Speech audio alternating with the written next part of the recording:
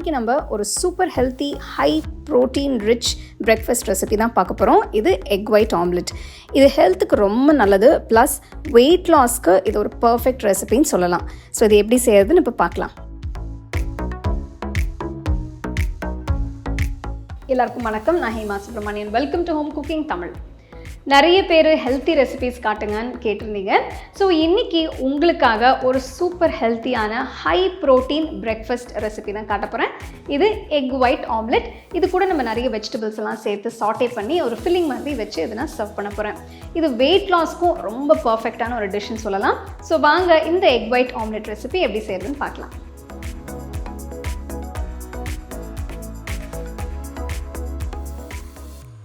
கடாயில் 2 teaspoon olive oil ஊற்றுங்க. அடுத்து பாதி வெங்காயம் மெலிசா நறுக்குனது போடுங்க.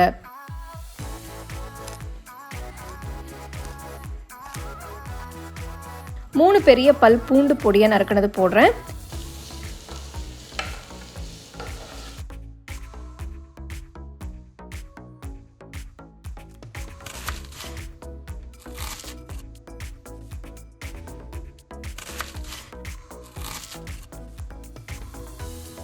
ஒரு சின்ன துண்டு பச்சை குடமிளகாய் போடுங்க. அடுத்து ஒரு சின்ன துண்டு சிவப்பு குடமிளகாய் போடுங்க. நல்லா வதக்குங்க.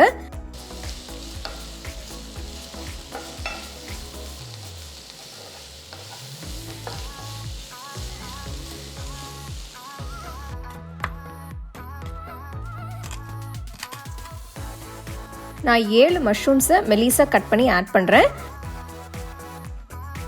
2 நிமிஷத்துக்கு மஷ்ரூம்ஸை நல்லா வதக்குங்க.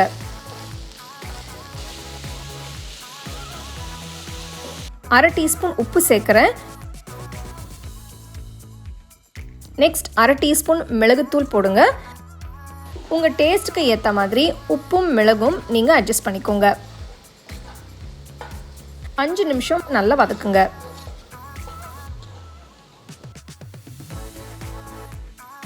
அடுப்பு ஆஃப் பண்ணிட்டு காய்கறியை வேற பவுலுக்கு மாற்றி தனியாக எடுத்து வச்சிருங்க.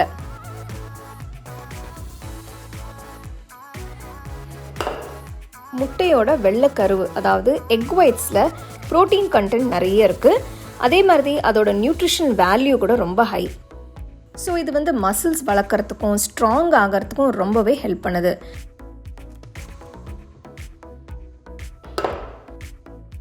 முட்டையோட வெள்ளை கருவில் லோ கேலரி கண்டென்ட் இருக்கிறதுனால வெயிட் லாஸ் பண்ணுறவங்களுக்கு இது ரொம்ப ஹெல்ப்ஃபுல்லாக இருக்கும்.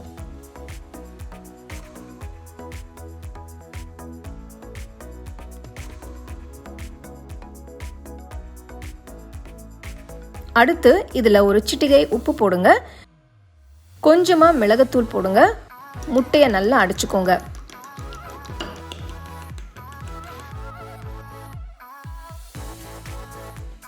நெக்ஸ்ட் ஆம்லெட் பண்ணுறதுக்கு பேனில் 2 டீஸ்பூன் ஆலிவ் ஆயில் ஊற்றுங்க. எண்ணெய் எல்லா பக்கமும் ஸ்ப்ரெட் பண்ணுங்க.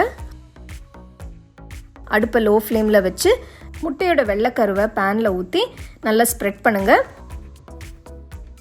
அடுப்பை லோ ஃப்ளேம்லேயே வச்சு பேனை சில செகண்ட்ஸ்க்கு க்ளோஸ் பண்ணி வைங்க.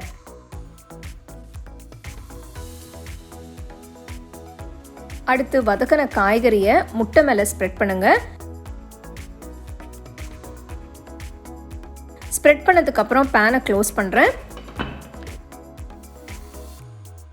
இப்போ முட்டை நல்லா வெந்துடுச்சு.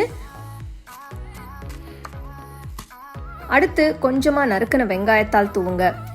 இது ஆப்ஷனல் தான். உங்ககிட்ட வெங்காயத்தாள் இல்லைன்னா நீங்கள் கொத்தமல்லியை கட் பண்ணி சேர்த்துக்கலாம். அது உங்கள் விருப்பம் தான்.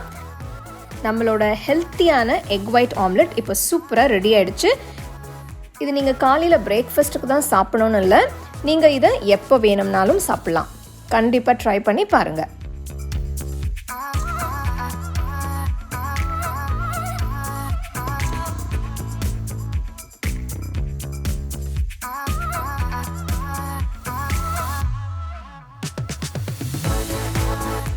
இட்ஸ் a ஃபென்டாஸ்டிக் டிஷ்ஷுங்க. கண்டிப்பாக மஸ்ட் ட்ரை.